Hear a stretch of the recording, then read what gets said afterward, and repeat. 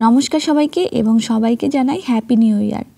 আর আমার ইউটিউব পরিবারের সকলের যেন এই বছরটা খুব ভালো যায় এবং যারা যারা আমার ভিডিওটা দেখছো যে যেখান থেকে দেখছো প্রত্যেকের যেন এই বছরটা খুব ভালো কাটে। আর আমার জন্য সবাই প্রে করবে যেন আমারও এই বছরটা খুব ভালো কাটে। তো দেখো 31st নাইট উপলক্ষে আমি আমার বাসায় ছোট্ট একটু আয়োজন করেছিলাম আর সেটাই তোমাদের সাথে শেয়ার করব। আমি করেছিলাম তেলাপিয়া মাছের বারবিকিউ। এটা সম্পূর্ণ বারবিকিউ স্টাইলেও আমি করি না, আমি আমার মতোই করি আর সেটাই তোমাদের সাথে শেয়ার করছি। তো তার জন্য দেখো আমি মাছটা তো ওইভাবে কেটে নিয়েছি, ভিডিওতে দেখতে পেলে। আর এইভাবে মশলা হিসেবে এবারে আমি নিয়েছি পেঁয়াজ বাটা, টমেটো বাটা, আদা রসুনের বাটা, কাঁচা লঙ্কা বাটা, হলুদ গুঁড়ো, মরিচ গুঁড়ো, জিরের গুঁড়ো। তো সবগুলো মশলা আমি একবারে নিয়ে নিয়েছি পরিমাণ মতো। এবারে মাছের গায়ে সবগুলো দিয়ে দিলাম। দিয়ে দেবো পরিমাণ মতো লবণ, লেবুর রস দিয়ে দিলাম একটুখানি, আর সর্ষের তেল দিয়ে ভালোভাবে ম্যারিনেশন করে নেব মাছটা। যত বেশি সময়ের জন্য তোমরা মাছটা ম্যারিনেট করে রাখবে, এর মধ্যে মাছের সকল মশলাগুলো খুব ভালোভাবে ঢুকে যাবে আর খেতেও ততটাই ভালো হবে। ম্যারিনেশনের উপরেই ডিপেন্ড করে এর টেস্ট। তো আমার হাতে সময় ছিল মাত্র 2 ঘন্টা, আমি 2 ঘন্টার জন্যই মাছটাকে ম্যারিনেট করে রেখে দিয়েছিলাম। তোমরা চাইলে এর মধ্যে একটুখানি সয়া সসও দিতে পারো, তবে আমি এই ধরনের মশলা, টেস্টি সল্ট, ফুড কালার বা বিভিন্ন ধরনের সয়া সস বা আরও অন্য রকমের সস, এগুলো আমি রান্নায় ইগনোর করার বা অ্যাভয়েড করার চেষ্টা করি। আমি সব সময় আমার ঘরে থাকা সকল মশলা এবং হোমমেড মশলা দিয়েই যে কোনো রান্নার রেসিপি করার চেষ্টা করি আর সেটাই তোমাদের সাথে শেয়ার করি। তো আমি মাছের গায়ে দুই পাশেই ভালোভাবে মশলাগুলো মাখিয়ে নিচ্ছি দেখো। আর মাছের যে পেটের দিকের অংশটা তার মধ্যেও আমি মশলা ভিতরে ঢুকিয়ে দিচ্ছিলাম, আর মাছের যে কাটা কাটা দাগগুলো তার মধ্যেও ভালোভাবে মশলাগুলো আমি মাখিয়ে নিচ্ছিলাম। রূপচাঁদা মাছ দিয়েও আমি এটা করেছিলাম, সেটাও ভালো লাগে, তবে আমার কাছে তেলাপিয়া মাছটাই খুব বেশি ভালো লাগে, কেন তা জানি না। আর তেলাপিয়া মাছটা যেহেতু খুব বেশি বাসায় আনা হয় না বললেই চলে, তাই তেলাপিয়া মাছ দিয়েই আজকে এটা আমি করেছিলাম।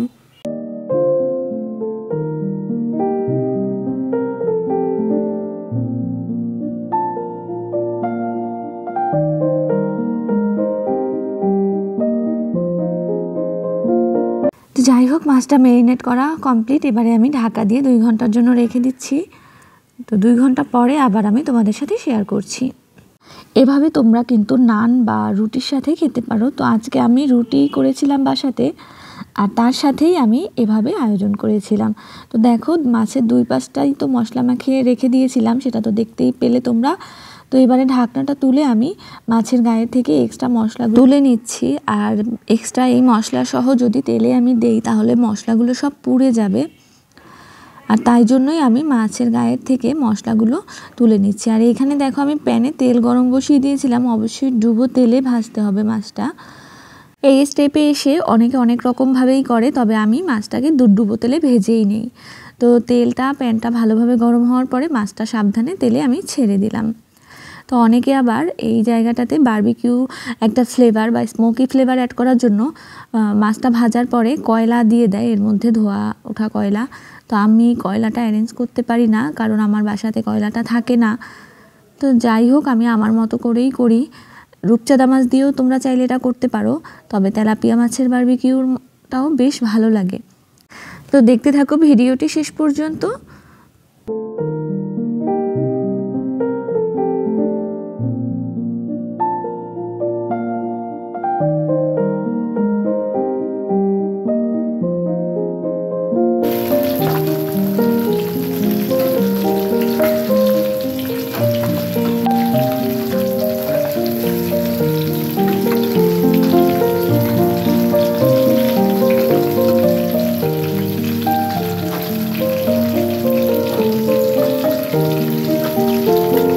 ঢাকনা দিয়ে মিডিয়াম আঁচে আমি 5 থেকে 7 মিনিটের মতো এক পাশ ভেজে নিয়েছি।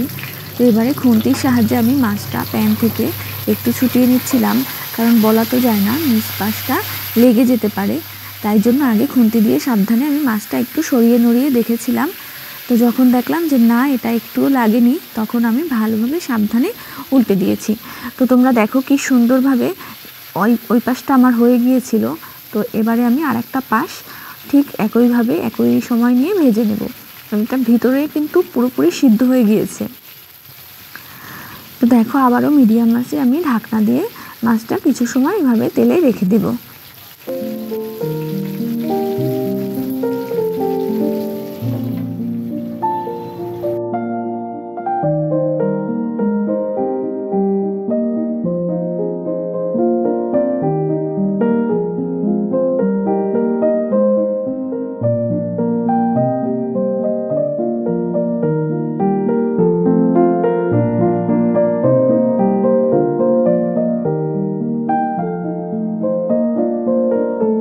মাছটা হয়ে গিয়েছে, কিন্তু পিঠের দিকে যেই পাশটা তেলটা পায়নি সেই জায়গাটা একটু পোড়া দাগ আনার জন্য আমি কিন্তু খুন্তি দিয়ে দেখো কিভাবে রেখেছিলাম।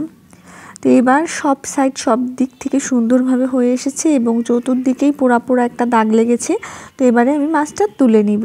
তো দেখো খুন্তির সাহায্যে মাছটা উঠিয়ে নিলাম, আর মাছের গায়ের যে এক্সট্রা তেল সেই তেলটা ঝরে যাওয়ার জন্য কিছুটা টাইম এভাবে রেখেছিলাম। তো এবারে আমি প্লেটে তুলে নিলাম মাছটা। আর মাছের সাথে যে এক্সট্রা মশলাটা ছিল সেই মশলাটা এবার আমি আর একটা প্যানে একটুখানি কষিয়ে নেব। অ্যাকচুয়ালি ওই গ্রেভিটাই খেতে বেশ ভালো লাগে। তো দেখো এই যে এই পরিমাণের মশলা রয়ে গিয়েছে। তোমরা যদি পরিমাণে মাছ বেশি নাও তাহলে তো মশলা আরও বেশি হবে স্বাভাবিক। তো আমার যেহেতু একটা মাছ ছিল তো সেই পরিমাণেই মশলা রয়ে গিয়েছে। তো সেইটা আমি এবারে তেলে দিয়ে একটুখানি সময় নিয়ে নেড়েচেড়ে কষিয়ে নিচ্ছি। আর অফ ক্যামেরাতে আমি এর সাথে খাওয়ার জন্য রুটিগুলোও করে নিয়েছিলাম। আসলে বাইরে হই হুল্লোড় করার থেকে নিজেরা ঘরে নিজেদের মতো করে আয়োজন করে নিজেদের মতো সময় কাটানোটাই আমার কাছে বেশ ভালো লাগে। আর তাই জন্যই আমি ঘরোয়াভাবেই আমার মতো করে আয়োজন করেছি। আর বাইরের খাবার খাওয়ার খুব একটা অভ্যেস যাদের নেই তারা কিন্তু এভাবেই আমার মতো করে ছোট্ট করে আয়োজন করতে পারো। তো দেখো এইখানে মাছের গ্রেভিটা কষানো হয়ে গিয়েছে, এটা আমি এবার মাছের উপরে দিয়ে দিচ্ছি। আর এর উপরে আমি কয়েক টুকরো পেঁয়াজও দিয়ে দিয়েছিলাম এভাবে কেটে ডেকোরেশনের জন্য। তো দেখো সবটা আমার কমপ্লিট হয়ে গিয়েছে। আর এখানে 31st নাইটে পার্টি মুড আনার জন্য আমার হাজব্যান্ড লাইটের একটা সেট আপ করেছে। তো এবারে আমি তোমাদেরকে মাছটা একটুখানি ভেঙে দেখাচ্ছি।